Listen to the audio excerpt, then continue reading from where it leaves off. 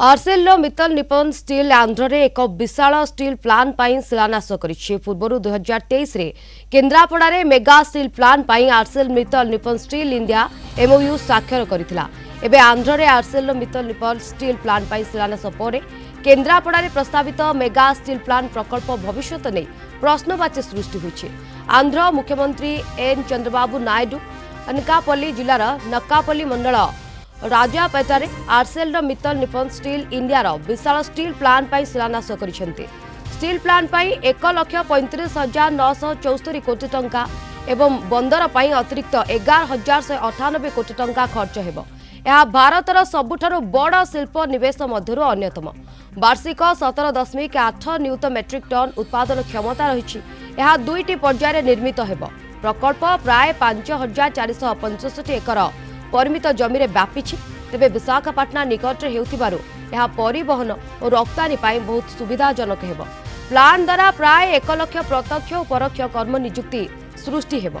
यह सहित बंदर काम आउ 6,000 लोकंकु काम मिलिबो।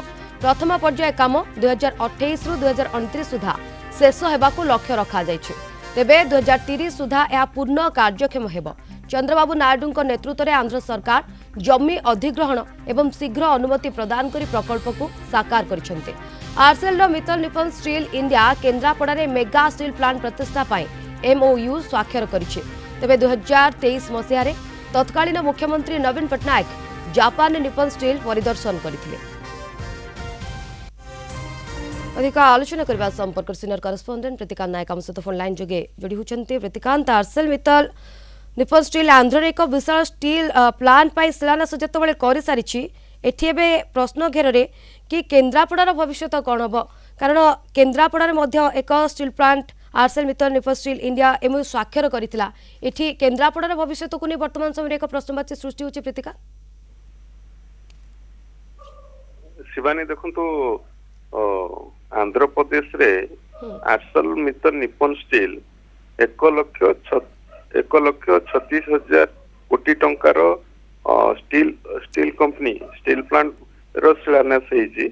किंतु कथा उठुछि एमएनएस जदि आंध्र प्रदेश रे करि पारला, किंतु केन्द्रापड़ा रे 2023 पूर्वरु एमओयू स्वाक्षरित होइछि लाख कोटी टंकार स्टील प्लांट पाई।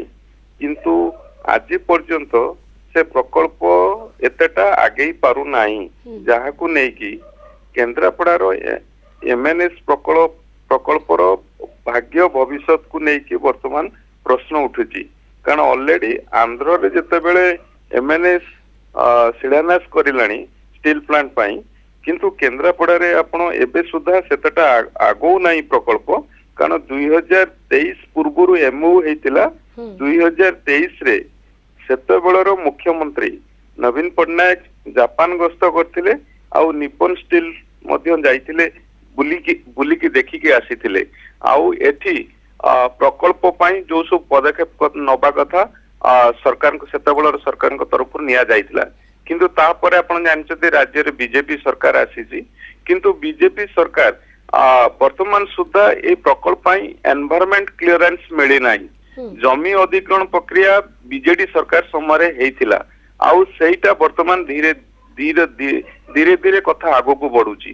तेणु ये प्रकल्पर भविष्य भाग्य भविष्य को लेकिन अनेक थर विरोधी माने प्रश्न उठेइचंदी, सरकार को लेकिन प्रश्न उठेइचंदी एमएनएस एठी केन्द्रापड़ा रे करिवो कि नाही ए कथा मध्य प्रश्न करिचंदी। निकट रे विधानसभा रे मध्य ए कथा बीजेडी रो विधायक माने उठेइथिले, किंतु शिल्प मंत्री कहवा कथा जे ये एमएनएस वर्तमान सुधा ओडिशा रे करिवो नाही बोली मना करी नाही, किंतु प्रकल्पर गतिटा सेतिके बढ़ू नाही, जहा कि प्रश्न चिन्ह लगेइछि। जदि एमएनएस सेठी शिलान्यास आंध्र प्रदेश रे शिलान्यास करि पारुछि, ताहाले ओडिशा रे केन्द्रापड़ा रो जो प्रकल्प होबा कथा सेटा काहेकि आगे ही पारु नाही। तेणु ताकू नै कि वर्तमान सबुठु बड़ प्रश्नवाची सृष्टि होइछि। बिल्कुल, जदि आंध्र रे शिलान्यास होई पारुछि तबे ओडिशा रे प्रकल्प काहेकि आगे ही पारु नाही, ये गोटे कोटे ना कोटे वर्तमान प्रश्न घेरे। धन्यवाद प्रतिकांत आपनकर सूचना पाई।